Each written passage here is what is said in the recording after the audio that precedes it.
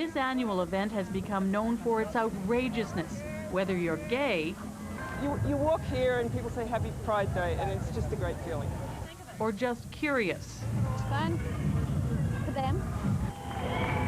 As gay and lesbian lifestyles have become more mainstream, this annual parade has grown.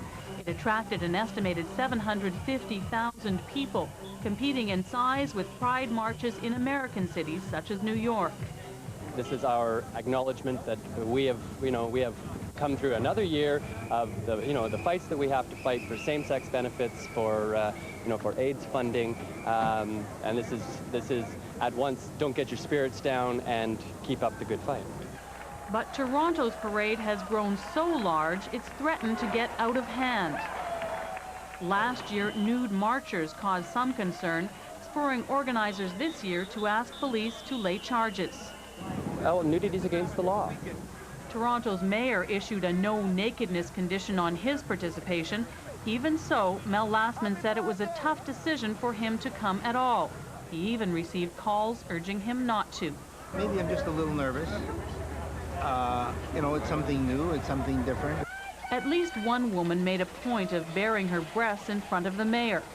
But there were no arrests for public nudity.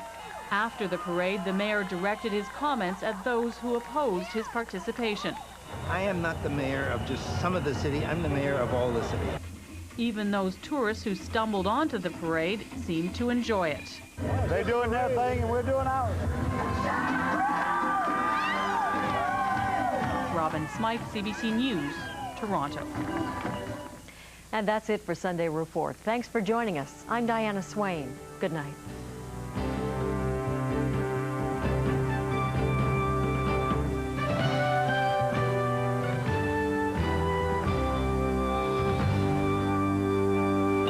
On s'avance à qui mieux dans ce genre de défilé. Mel Lastman n'y a goûté comme les autres.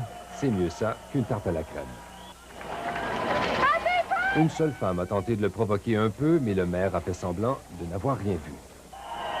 Mel Lastman dira à la fin avoir adoré son expérience et criera sur tous les toits qu'il va revenir l'an prochain. Maxence Bilodeau, Radio-Canada, Toronto. The Scoop! From Church and Wellesley, this is City TV everywhere.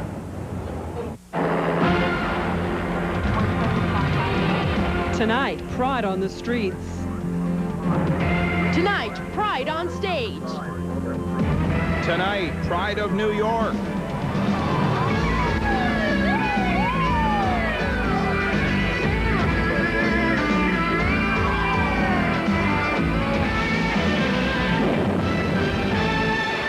Good evening. Lesbian and Gay Pride Week wraps up in true party style. Live now to Irshad Manji at the Pride stage on Church Street for a look back at the day's events. Irshad. Well, Pam, we call it Pride, but the biggest day in the lesbian and gay calendar started with a dose of humility and a nod to God.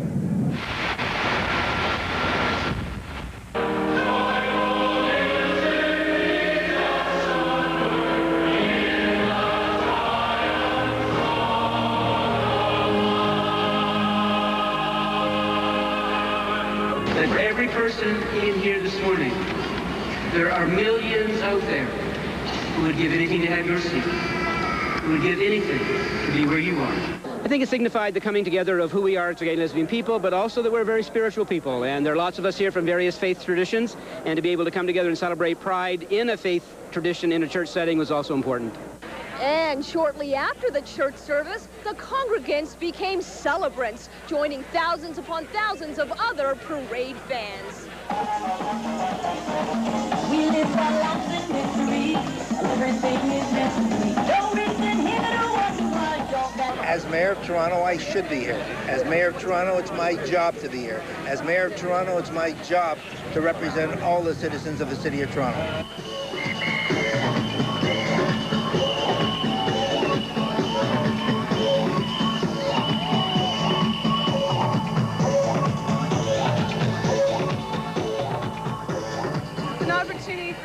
Just be together and be proud of who they are and have support. And this is the one time in the whole year that we get to show and everybody who we are and just be comfortable with who we are. We're part of the family.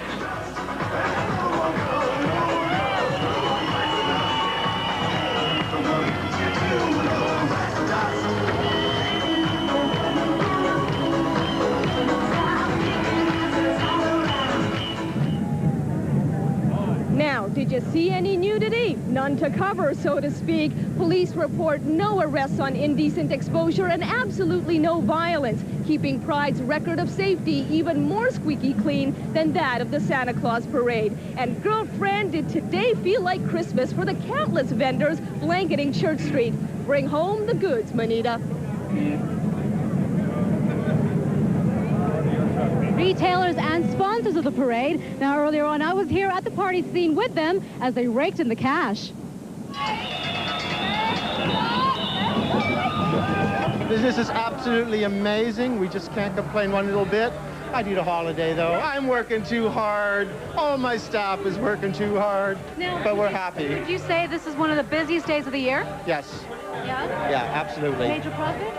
Major profits, yes. Like, there's so many people here. How can we not make money?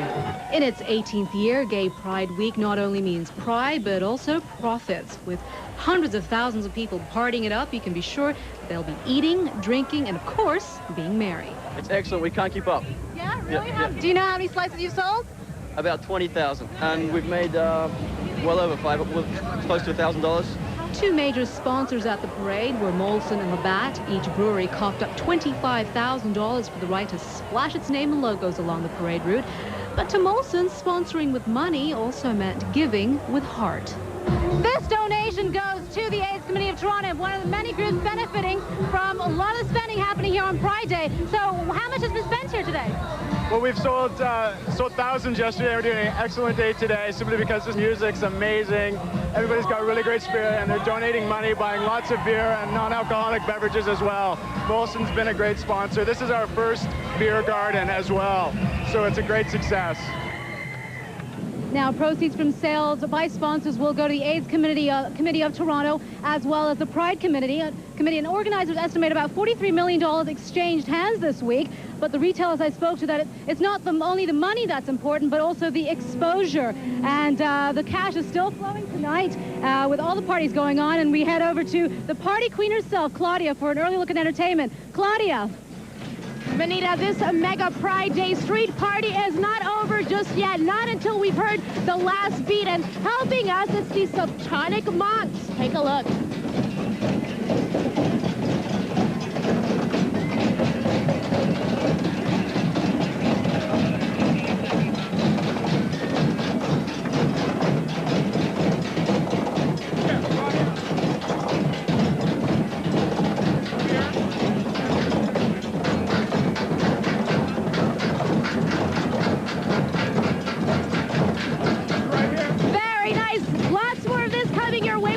Back here live later in entertainment, and we'll have also today's entertainment highlights. Right now, it's back to you, Pam. The gay rights movement has made great strides, but job discrimination remains one of the toughest hurdles homosexuals face. Reporter Jeffrey Kaufman brings us the story of one man who's fighting back.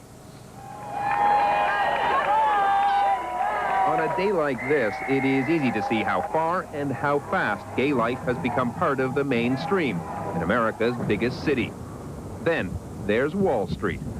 There are no out gay executives on Wall Street, so there are no role models. It's a very homophobic environment. And that, says Joseph Daniel, is why he lost a major promotion and ultimately his job. In July 1996, he was promoted to vice president at German-owned Dresdner Bank. A few weeks later, that promotion was withdrawn. Daniel says it happened after a colleague found out Daniel is gay. He is now suing Dresdner for $75 million, alleging discrimination. They danced, they sang, they paraded, and they partied into the night. It was Gay and Lesbian Pride Day across North America, and hundreds of thousands took to the streets of Toronto to join the celebrations. Among them was conservative Mayor Mel Lastman, who said his support was the hardest decision of his political life. Paul Bliss reports. The Toronto Gay and Lesbian Pride Day Parade has evolved into the largest annual coming out party in Canada. And this year it was bigger than ever.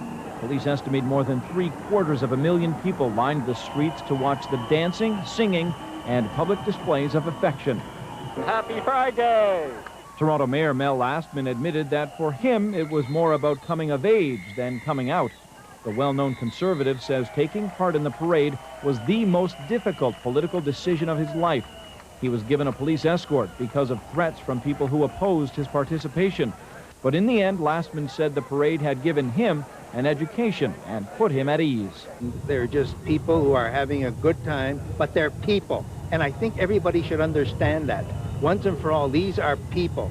The mayor received thunderous applause and cheers from the grateful members of a gay community which has been fighting for recognition and respect. As the size of the crowd grows along with corporate sponsorship, the marchers say acceptance is attainable. We're pushing around because we want to be heard. And I think this year has been very successful about it. People come to Toronto from across the country and even from the U.S. And you don't have to be gay to enjoy the day. I think it's wonderful. I've never been here before. I'm from Prince Edward Island. I think this is great. Toronto was just one of the large Pride Day events today. In New York, 20 people were arrested after blocking the path of Mayor Rudolph Giuliani. The group was protesting his presence in the parade, saying he doesn't do enough to curb anti-gay attacks. In San Francisco, hundreds of thousands filled the streets as public officials offered free HIV testing. Organizers in Toronto say they are expecting even larger crowds next year and more public understanding of their theme, Gay by God, Proud by Choice. Paul Bliss, CTV News, Toronto. Entertainment next. She's live checking out the wrap-up to a whirlwind Pride Week. Claudia. And we are squeezing the last notes out of the Gay Pride festivities. And just before, we are going to take it here live, just before we show you the highlights from a jam-packed weekend. Here's the Subtonic Monks.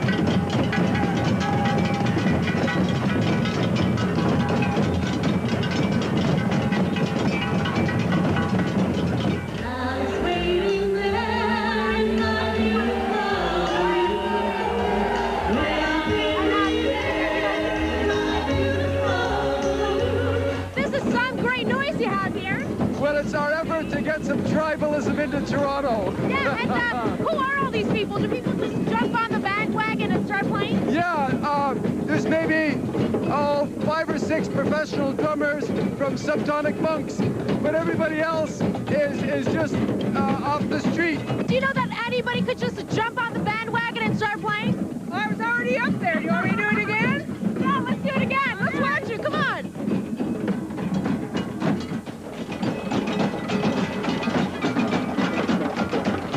Happy Pride, Claudia.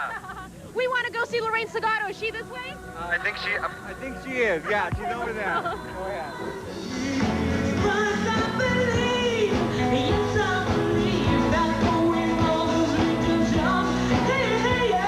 This is a community of people who have always supported my music, and it is about the music, so I'm happy to be here.